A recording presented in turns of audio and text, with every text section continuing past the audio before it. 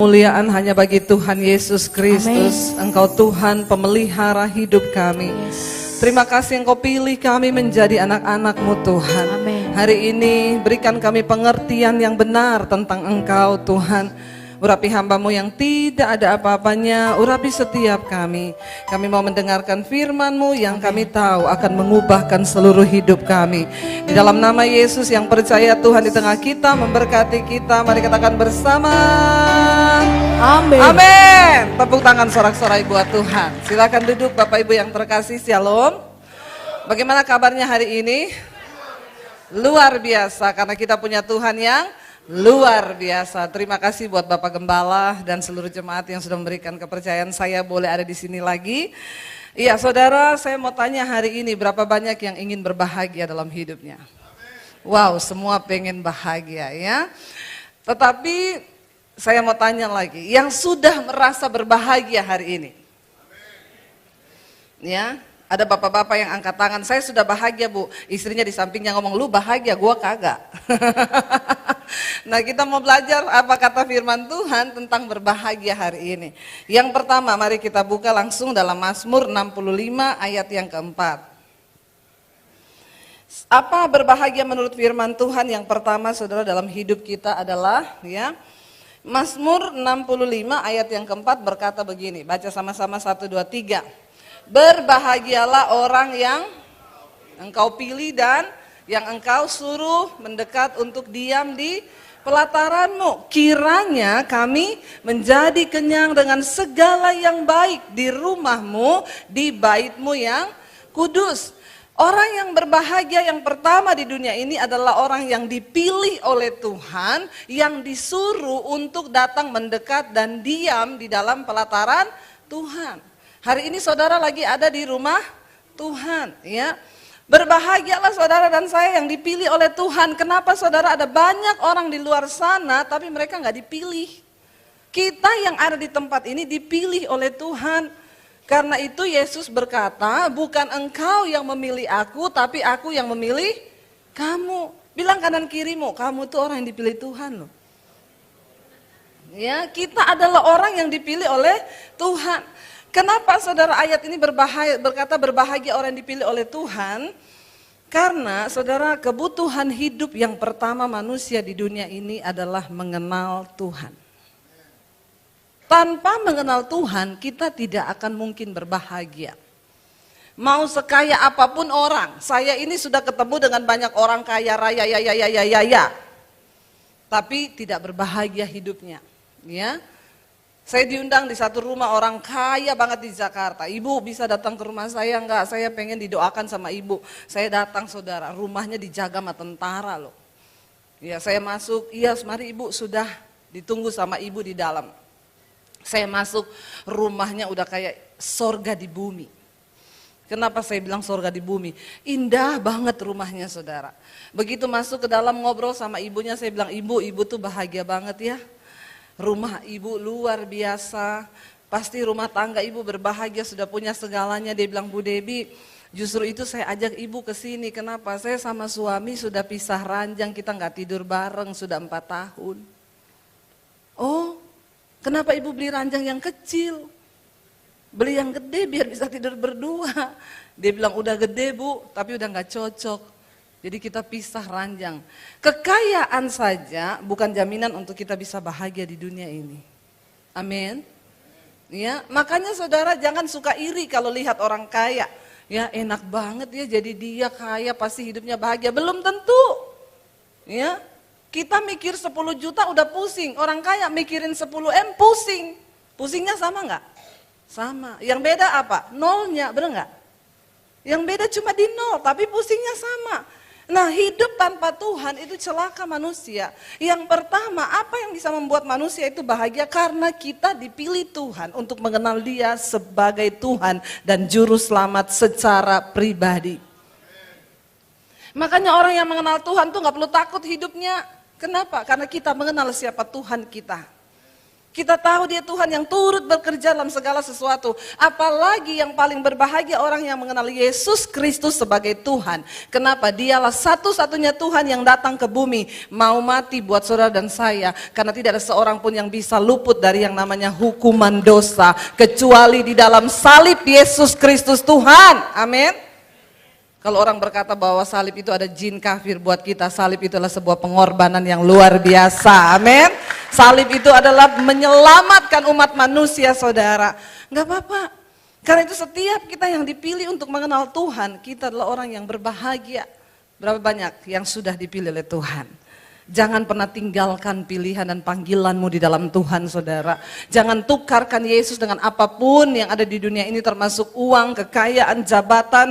Kenapa? Karena hanya di dalam nama Yesus itu ada keselamatan yang kekal bagi seluruh umat manusia. Yang kedua, siapa orang yang berbahagia di dunia ini? Mari kita lihat sama-sama di dalam Yakobus pasal yang pertama, ayat yang ke-25. Yakobus pasal yang pertama, ayat yang ke-25, kita akan baca sama-sama, saudara. Baca 1, 2, 3 dengan suara yang keras, 1, 2, 3. Tetapi barang siapa yang meneliti hukum yang sempurna, yaitu hukum yang memerdekakan orang, dan ia bertekun di dalamnya, jadi bukan hanya mendengar untuk melupakannya, tetapi sungguh-sungguh melakukannya, ia akan berbahagia oleh perbuatannya. Katakan, amin. Kalau kita melihat satu persatu dari ayat ini, saudara, dikatakan begini, ya, barang siapa yang meneliti hukum yang sempurna. Saya mau tanya kepada saudara, kira-kira menurut saudara hukum yang sempurna itu apa? Firman Tuhan. Banyak hukum di dunia ini, tetapi bagi kita yang percaya, hukum yang paling sempurna itu adalah hukum Tuhan, yaitu firman Tuhan. Jadi ayat ini berkata, barang siapa yang meneliti hukum yang sempurna, yaitu firman Tuhan, ya, lalu di sana dikatakan, ya, dan bukan hanya mendengarkan, ya, tetapi hukum yang memerdekakan orang, dan ia bertekun di dalamnya, bukan hanya mendengar lalu melupakannya, tetapi sungguh-sungguh melakukannya, ia berbahagia karena perbuatannya. Saya pengen kita belajar satu-satu, saudara. Meneliti hukum yang sempurna. Siapa yang tiap hari membaca firman Tuhan? Berarti Anda sudah membaca, tapi tidak sampai di membaca saja. Yang kedua, kita harus masuk kepada meneliti, ya. Artinya apa? Kita sungguh-sungguh cari tahu apa sih kebenaran dari ayat firman Tuhan ini. Karena di ayat yang lain dikatakan begini, jika tersingkap maka firman itu memberikan faedah yang luar biasa jika tersingkap. Persoalannya banyak orang baca firman tapi tidak tersingkap.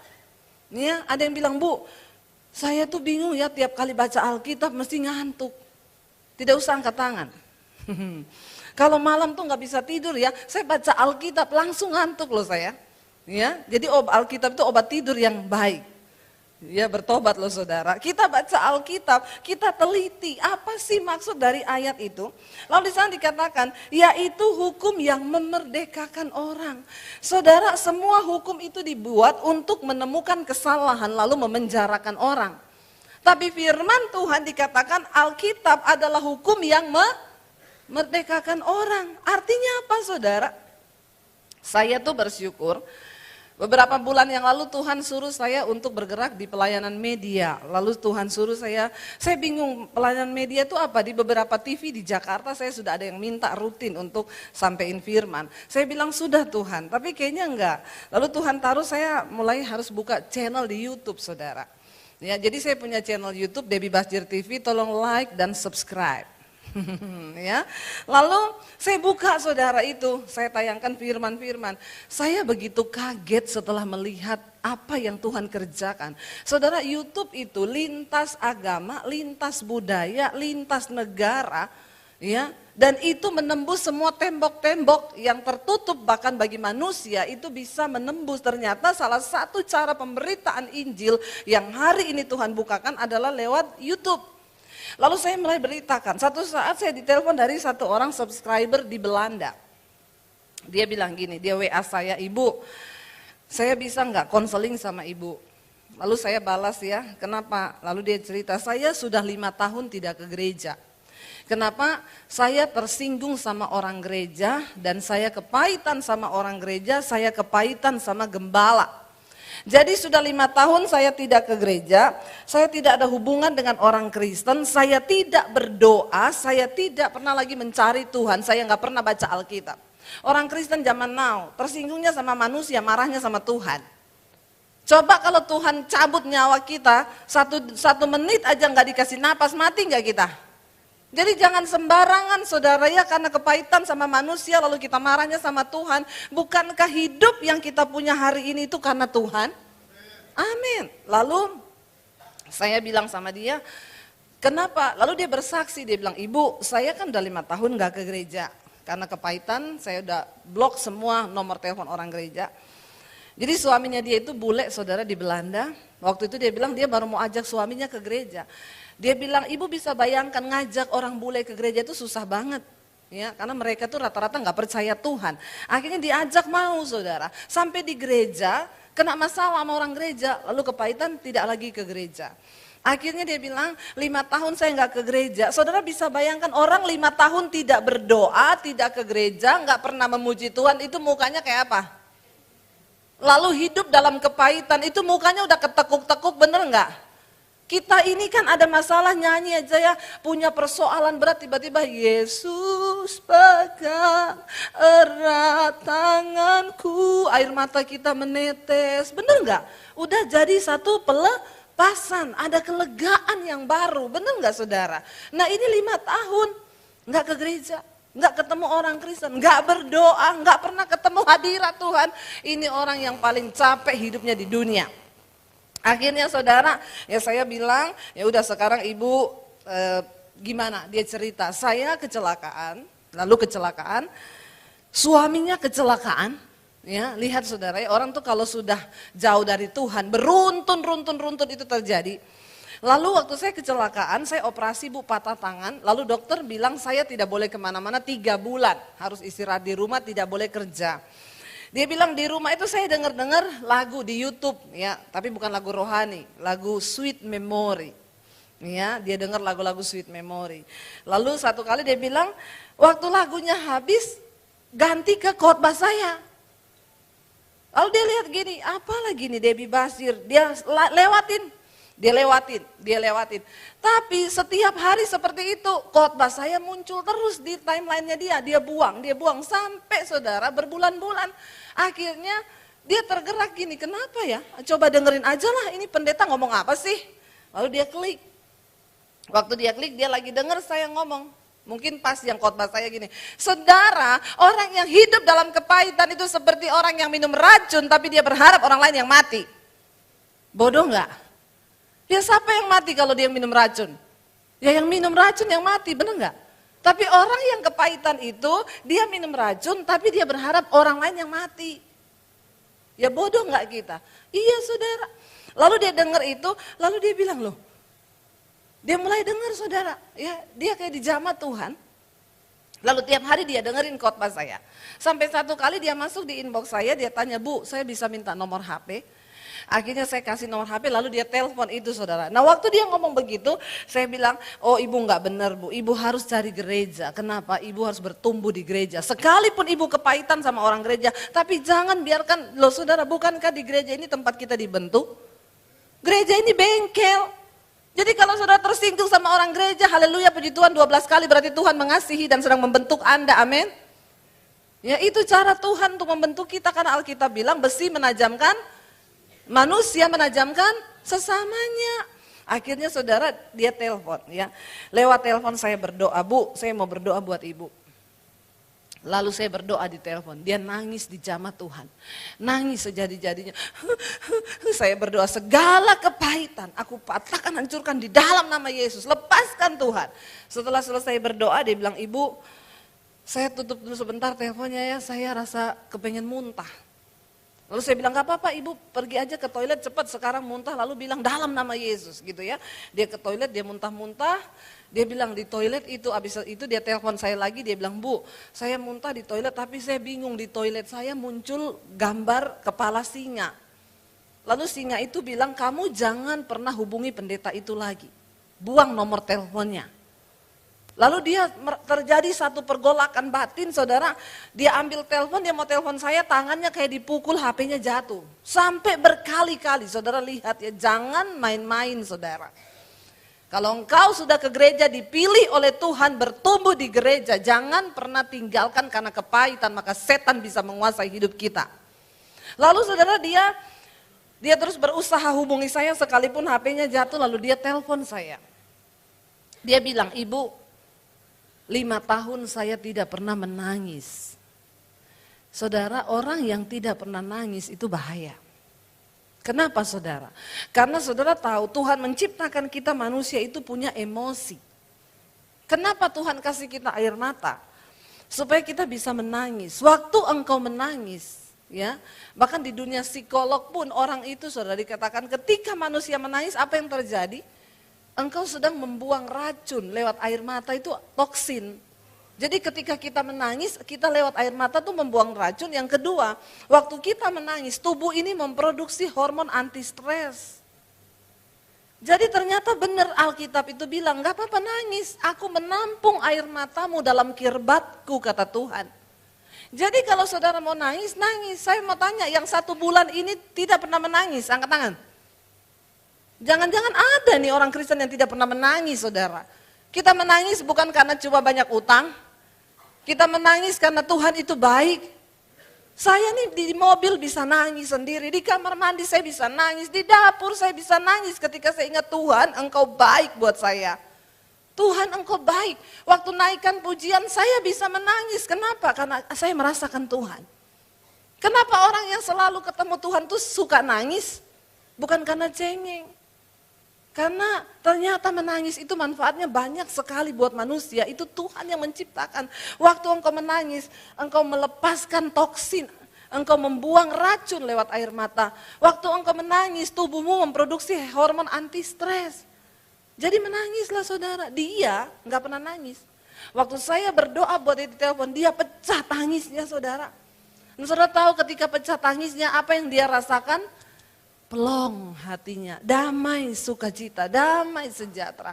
Akhirnya saya bilang sama dia, ibu udah dilepaskan, ibu udah dipulihkan. Iya, dan dia mengalami sesuatu yang baru. Beberapa waktu yang lalu dia datang ke Indonesia, ke Jakarta saudara. Dia bilang, saya bingung Bu, sejak ibu doakan saya tiap hari saya menangis. Tiap hari tanpa alasan air mata saya berurai. Kenapa? Karena Tuhan itu baik. Amin saudara. Ya. Kenapa dia bisa mengalami kemerdekaan? Karena firman Tuhan bilang, ini adalah hukum yang memerdekakan orang. Setiap orang yang membaca firman Tuhan, kita pasti dilepaskan dari semua ikatan dosa. Karena Alkitab adalah firman Tuhan yang melepaskan kita dari segala ikatan dosa. Firman Tuhan adalah hukum yang memerdekakan. Lalu di sana dikatakan bukan hanya untuk mendengar saja lalu melupakan, tetapi sungguh-sungguh melakukannya, ia berbahagia karena perbuatannya. Kita bahagia karena perbuatan kita, bukan karena perbuatan orang lain. Jadi saudara, ketika engkau mengerti firman ini, berhentilah menuntut suamimu harus membahagiakan engkau. Berhentilah menuntut agar istrimu bisa membahagiakan engkau. Enggak, kita berbahagia karena perbuatan kita sendiri yang melakukan firman Tuhan. Satu kali ada seorang ibu datang sama saya konseling. Bu Debbie, suami saya itu kan suka anjing ya Bu. Dia pelihara dogi di rumah. Saya tuh gak suka sama dogi. Dan ibu tahu suami saya kebangetan Bu. Itu dia kalau pulang kantor tidak langsung masuk rumah, dia langsung ke samping menemui doginya. Bayangkan saya sama dia tidak ketemu 1 hari, dia kerja dari pagi pulang udah malam. Waktu pulang dia nggak datangi saya, dia datangi doginya. Lalu dia bercanda sama dogi itu sampai setengah jam Bu. Ibu saya mau tanya sama ibu, saya mau racunin doginya boleh nggak? Ya, saya bilang ibu jangan diracunin itu dogi itu tidak berdosa. Lah tapi kan kalau kayak begini rumah tangga saya gimana bu? Bu, daripada ibu racunin doginya, lebih baik ibu belajar dari dogi. Lo bener nggak saudara? Maksudnya ya ibu cari tahu kenapa suami ibu tiap pulang langsung ketemu dogi. Coba pelajari, saudara dogi itu yang punya dogi ya. Kita tuh kalau pulang dia saudara nyambut kita, itu dari dalam udah teriak-teriak, begitu kita masuk kita dipelukin, diciumin, bener nggak yang punya dogi? Saya sih punya, ya. Dan itu saudara, itu kita tuh lihat dogi itu, aduh seneng gitu ya. Saya bilang ibu coba belajar dari dogi.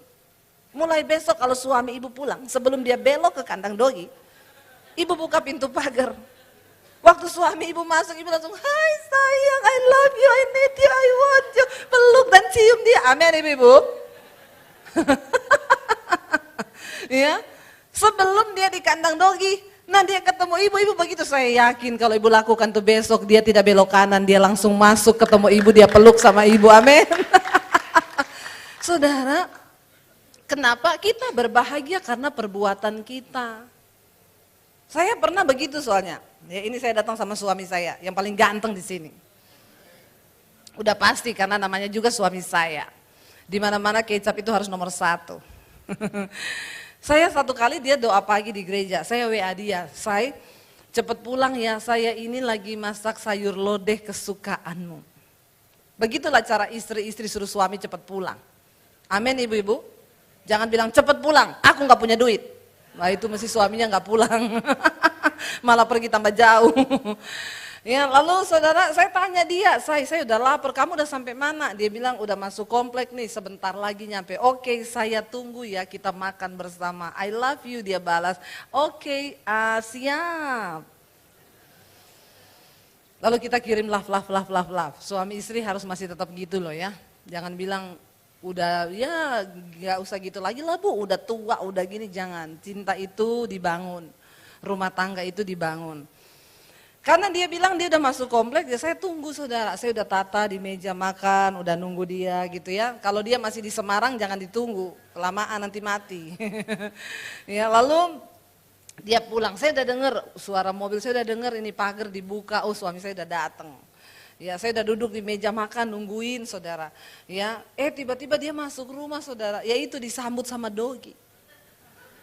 Dia mainan sama dogi saudara, sampai guling-guling di lantai. Saya duduk nungguin saudara udah berapa menit saya liatin, lalu saya batuk. Ya, lalu dia lihat saya bilang emang enak udah dari tadi loh saya tunggu udah lapar. Dia datang, oh iya sorry ya soalnya dia itu dogi lucu. Saya bilang emang saya kurang lucu. Lalu saya mau tanya saudara, kalau saya stres lalu saya bunuh itu dogi, yang goblok siapa? Yang goblok kita kan. Kenapa saya harus merasa tidak berbahagia karena begitu? Ya akhirnya saya bilang, ayo dong makan sini, kita berbahagia karena perbuatan kita. Karena kita melakukan firman Tuhan. Jangan suka kepahitan, dilarang orang Kristen baper, koper, bagasi. Ya. Apa itu baper bawa perasaan, apa itu koper korban perasaan, apa itu bagasi bahagia kagak sedih iya. Ya, dilarang baper koper bagasi, amin. Itulah orang yang sudah dewasa dalam iman, dalam rohani. Kita berbahagia karena kita melakukan firman Tuhan. Enggak usah tersinggung, enggak usah marah. Tapi kita mau berusaha melakukan firman Tuhan. Saudara, hukum firman Tuhan itu hukum yang memerdekakan orang. Satu kali ingat ya, apa yang engkau lakukan itu yang akan engkau tuai. Apa yang engkau tabur itu yang akan engkau tuai. Kenapa ayat ini berkata kita berbahagia karena perbuatan kita? Ini adalah hukum tabur tuai. Ya, engkau tabur padi, engkau menuai padi.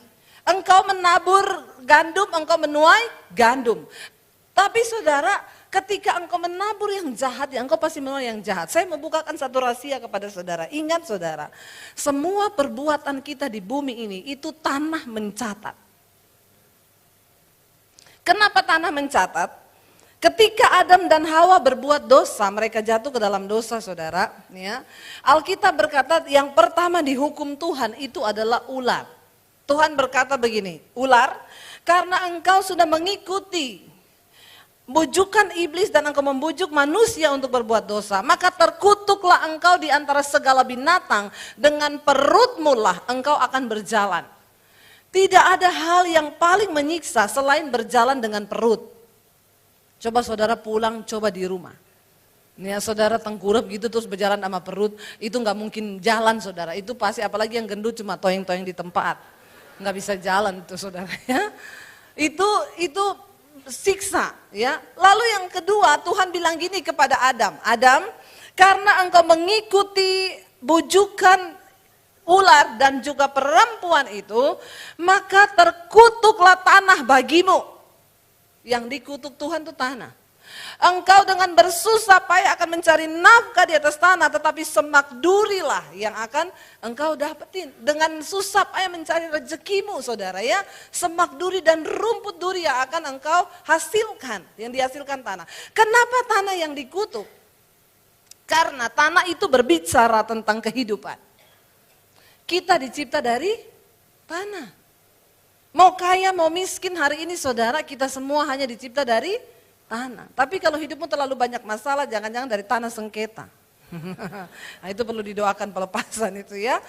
Saudara, ya, jadi sejak tanah dikutuk, sejak saat itu tanah mencatat semua perbuatan hidup kita. Buktinya apa? Ketika Kain membunuh Habel, Alkitab berkata, dari mana? Dari tanah. Darahnya berteriak meminta keadilan kepada Tuhan dari tanah. Darahnya minta keadilan dari tanah. Ada orang yang bilang gini, tapi kan saya berselingkuh di atas lantai 20. Bukan di atas tanah, hati-hati. Bangunan itu dibangun di atas tanah. Dan semua perbuatan hidup kita dicatat oleh tanah. Saudara, di dalam kitab Yesaya dikatakan begini, bumi ini terkutuk, bumi ini cemar karena penduduknya melanggar hukum. Saya mau tanya sama saudara ya sekarang. Beberapa bulan yang lalu saya diundang ke Hong Kong saudara ya. Oleh salah satu subscriber Debbie Basir TV di channel YouTube saya. Kita bikin seminar di sana tentang amanat agung. Ada 250.000 orang Indonesia di Hong Kong. Lalu saya pergi ke sana ya. Saudara, waktu saya di sana, saya melihat Hong Kong itu begitu makmur dan luar biasa. Saya mau tanya sama saudara, lebih kaya mana, Indonesia atau Hong Kong? Indonesia. Indonesia ini negara penghasil. Ya, salah satunya adalah emas. Itu salah satu negara penghasil emas terbesar Indonesia. Apalagi di daerah Jawa itu banyak sekali emas. Mas Joko, Mas Bambang, Mas Sentot, itu emas saudara. Tapi benar Indonesia penghasil emas. Kekayaan alam kita luar biasa. Hong Kong tidak memiliki apa-apa. Mereka bukan penghasil, mereka hanya negara distributor. Saya mau tanya saudara, yang lebih beragama itu Indonesia atau Hong Kong? Indonesia, ya. Negara kita sangat beragama. Ya. Saking beragamanya Tuhan diajak politik. Tolak. Ya. Itu saudara, Indonesia ini beragama loh. Yang lebih banyak berdoa Indonesia atau Hong Kong? Indonesia, ya. Saking rajinnya berdoa di mana-mana jadi tempat doa. Tapi saya mau tanya, yang lebih makmur Indonesia atau Hong Kong? Hong Kong. Saya di sana setiap pagi diajak ngeteh. Restorannya gede banget. Isinya orang tua semua di atas 60 tahun. Saya tanya sama ibu yang ajak saya, Bu, saya itu bingung di Hong Kong ini kenapa? Tiap pagi kita ngeteh, isinya orang tua loh. Di atas 60 tahun orang tua semua, itu kenapa ya Bu? Dia bilang, oh iya Bu Debbie, ibu mau tahu kenapa? Karena di Hong Kong ini di atas 60 tahun dapat uang teh dari pemerintah, sebulan 7 juta. Wow enggak? Dari pemerintah orang tua di atas 60 dapat uang teh, 7 juta sebulan. Di Hong Kong 7 juta untuk uang teh, di Indonesia buat cicil rumah. Lo bener enggak 7 juta tuh gede saudara ya? Lalu saya mau tanya saudara ya, di sana itu kita lihat benar-benar ya itu makmur, mereka itu negaranya. Saya tanya sama ibunya itu, Bu, dia kan orang Indonesia, dia menikah sama orang Hong Kong, dia nggak punya anak. Dia udah umur 60 dan dia juga sudah dapat 7 juta tiap bulan. Saya tanya, ibu nggak pengen pulang ke Indonesia? Dia bilang, kenapa pulang ke Indonesia? Ibu nggak takut hari tua ibu nanti bagaimana? Oh enggak Bu Devi, saya itu sudah pergi ke yayasan pemerintah. Nanti kalau saya sakit yang urus pemerintah. Maaf ya Bu, sampai saya mati, saya ini sudah punya ukuran bajunya, model baju apa yang mau saya pakai di peti, nomor sepatu saya, model sepatu apa, saya sudah pilih semua di yayasan pemerintah. Jadi untuk nanti saya meninggal disemayamkan di rumah duka apa, sudah komplit. Jadi kalau terjadi apa-apa sama saya, itu semua yang tanggung pemerintah. Wow enggak saudara? Saya mau tanya, kenapa Hong Kong begitu makmur, Indonesia enggak? Karena di Indonesia banyak orang yang melanggar hukum. Yesaya tadi berkata, bumi cemar, bumi terkutuk karena penduduknya melanggar hukum. Saudara, ya, saya tuh di Hong Kong jam 2 malam saudara. Naik, ini multimedianya keren banget di sini ya. Saya cuma ngomong dia cariin ayatnya.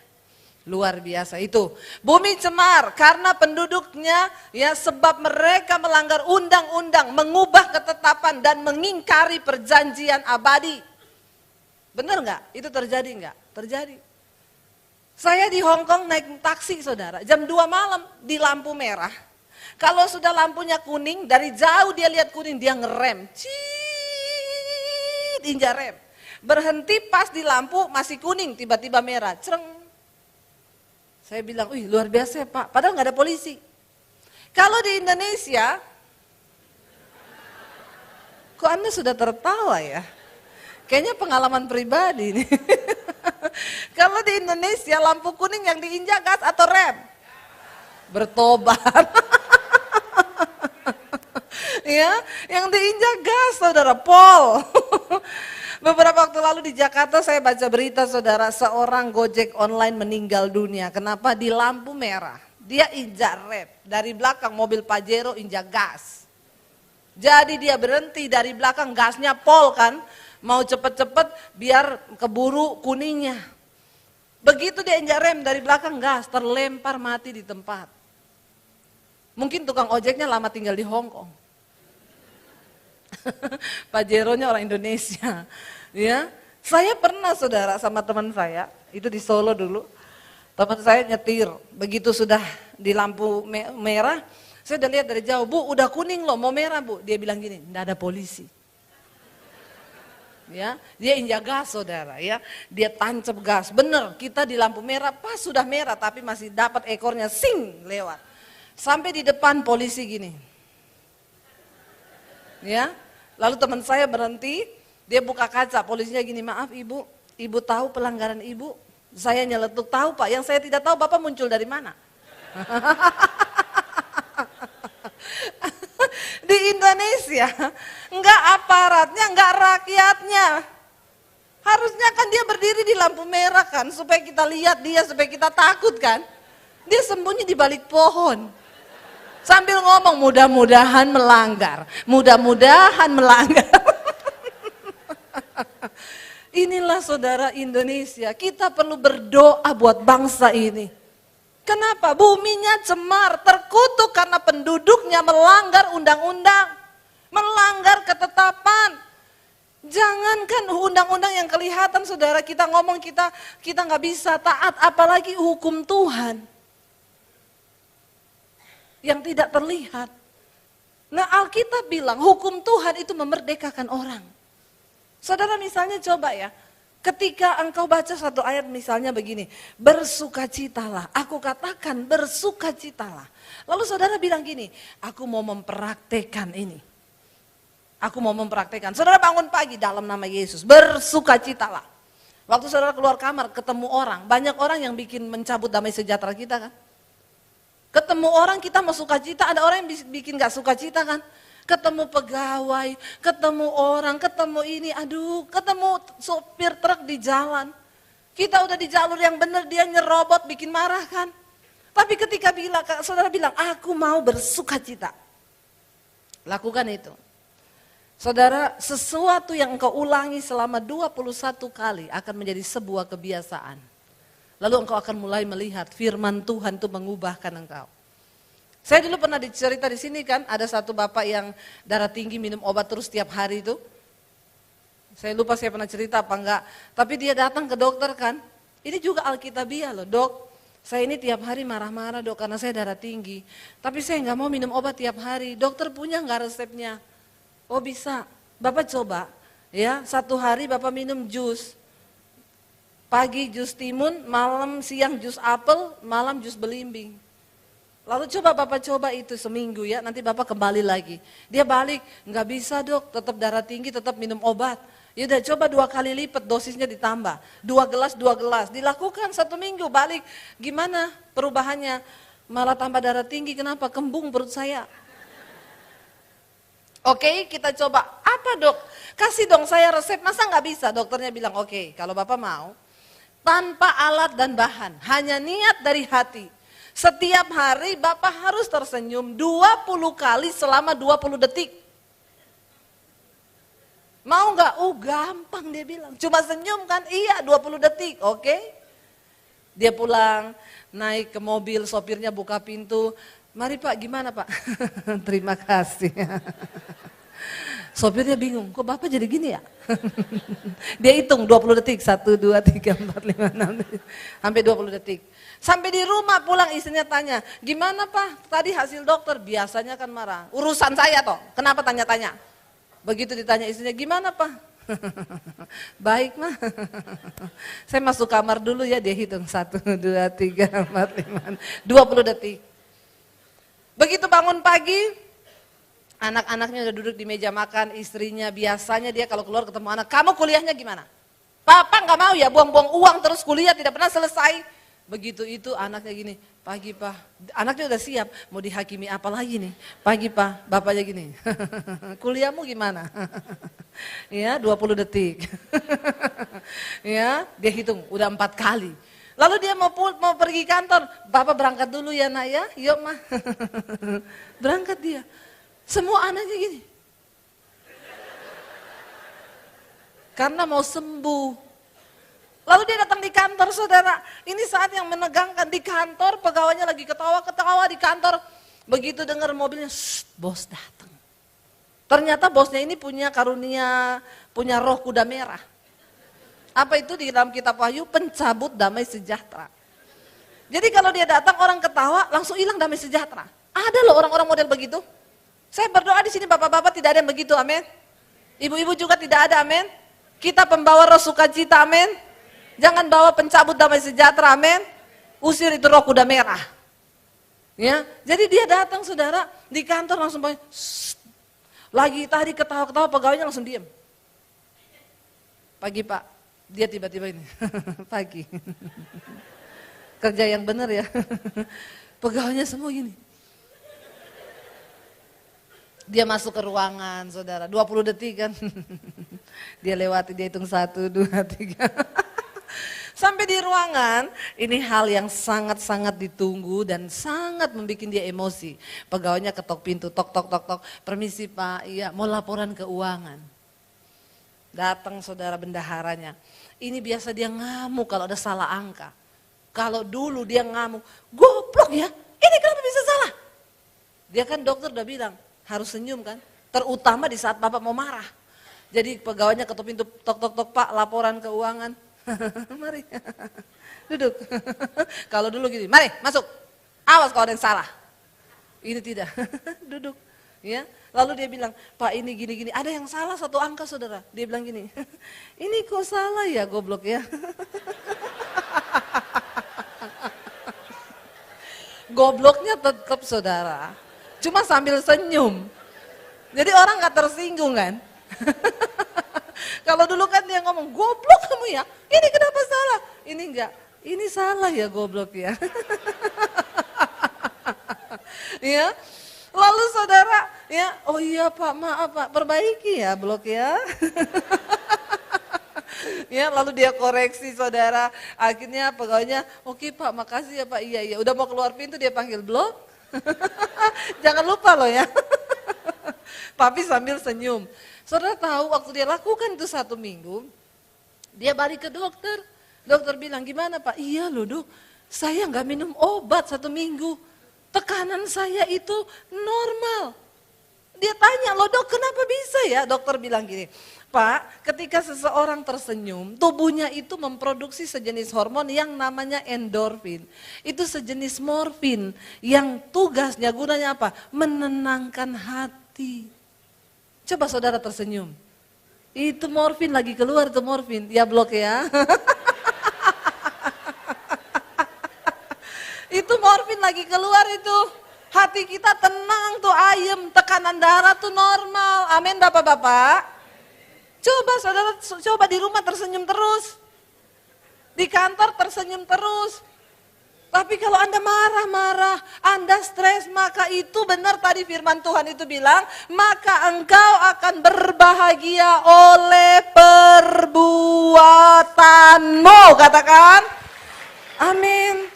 Ya, dan ketika kita berbahagia oleh perbuatan kita, kenapa? Karena kita melakukan firman Tuhan. Tidak ada satu orang pun yang bisa mencuri kebahagiaanmu ketika engkau terus punya prinsip, aku berbahagia karena perbuatanku melakukan firman Tuhan. Saudara, hari-hari ini ingat kita hidup ini di dunia ini singkat. Alkitab bilang cuma 70 tahun. Kalau nyampe, karena banyak yang tidak nyampe. Selanjutnya ada nggak ada yang 80 sampai 100 banyak, tapi kebanggaannya adalah sakit, penyakit dan penderitaan. Karena memang itu Alkitab sudah bilang. Ya, makanya kalau berdoa juga jangan terlalu minta panjang-panjang. Ya, saya udah ketemu 2 orang di Jakarta, berapa orang bukan cuma 2, yang umurnya 100 lebih. Ketemu mereka apa, Oma, mau didoakan apa? Doakan biar mati. Udah 2, yang satu juga begitu. Pak, mau berdoa buat apa? Ulang tahun yang ke-106. Masih sehat. Bapak mau doakan buat apa? Biar mati Bu Pendeta. Lah kenapa pengen mati?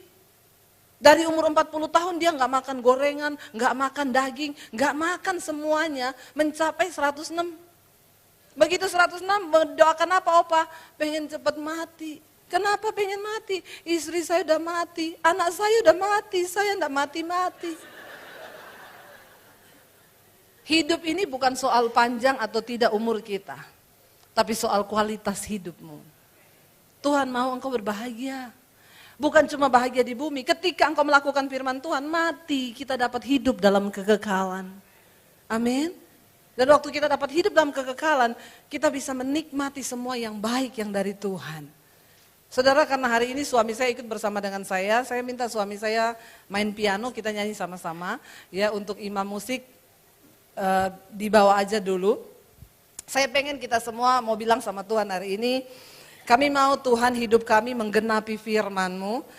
Kita sama-sama minta kepada Tuhan, mari kita bangkit berdiri bersama saudara. Biar kita mau bilang Tuhan, kami mau menikmati, kami mau menggenapi firman Tuhan dalam hidup kami. Karena kami percaya ketika kami menggenapi firman Tuhan, maka kami berbahagia karena perbuatan hidup kami di dunia ini. Biar kita mau berkata hari ini, ajar kami menjadi umat yang bukan hanya meminta Tuhan menggenapi rencana-Mu atas hidup kami, firman-Mu atas hidup kami, tapi kami mau jadi orang Kristen, anak Tuhan, umat Tuhan yang mau berkata, kami mau menggenapi firman-Mu dalam hidup kami Tuhan. Kami mau melakukan firman-Mu dalam hidup kami, karena kami tahu tidak ada satupun sumber kebahagiaan dalam hidup kami, selain hanya di dalam firman-Mu. Ketika kami mau melakukan firman Tuhan, itulah kebahagiaan di hidup kami. Kami bawa hidup kami pada siang ini Tuhan, pagi ini ke dalam tangan-Mu. Ampuni kami kalau ada banyak hal yang seringkali tidak sesuai dengan firman-Mu yang kami lakukan dalam hidup kami. Ini hidup kami Bapa. Kami bawa Tuhan. Mari Tuhan mampukan setiap kami untuk melakukan firman Tuhan dalam hidup kami.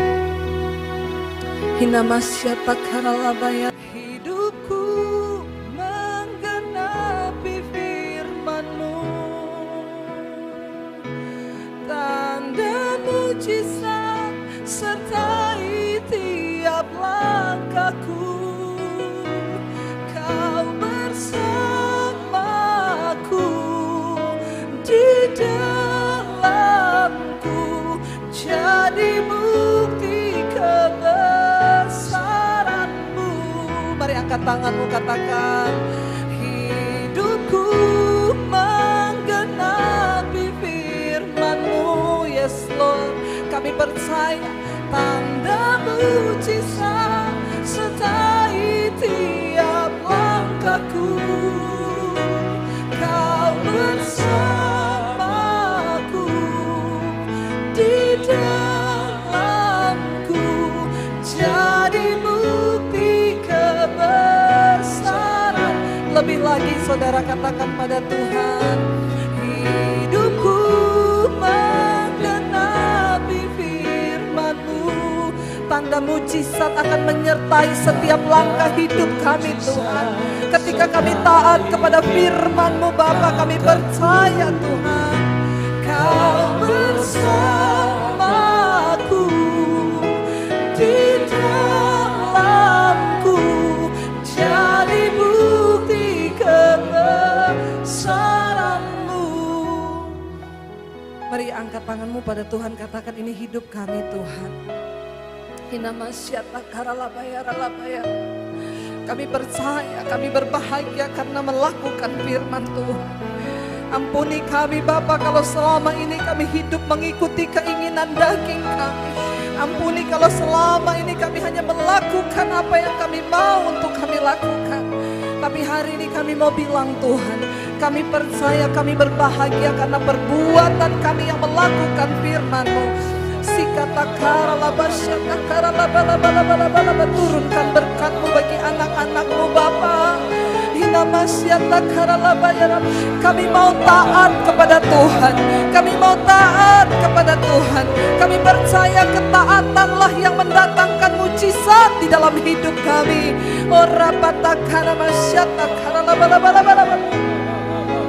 Saudara yang datang suami istri, mari bergandengan tangan. Hamba berdoa buat setiap suami istri yang datang Tuhan. Berkati pernikahan kami. Kami berdoa kasih Kristus yang ada dalam pernikahan kami. Kami taklukkan setiap keinginan daging, emosi kami, keakuan kami, ego kami. Kami taklukkan kepada firman Tuhan. Karena kami tahu kami berbahagia karena melakukan firman-Mu Bapa. Bahkan yang sudah diambang kehancuran hari-hari ini, yang kasihnya mulai tawar, biar Roh Kudus-Mu, kasih-Mu Bapa yang kembali membakar Tuhan hati dan hidup kami.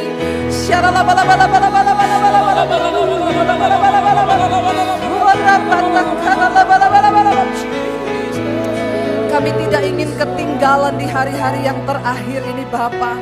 Kami mau taat sepenuhnya kepada firman-Mu, karena kami tahu itulah yang mendatangkan mujizat di dalam hidup kami.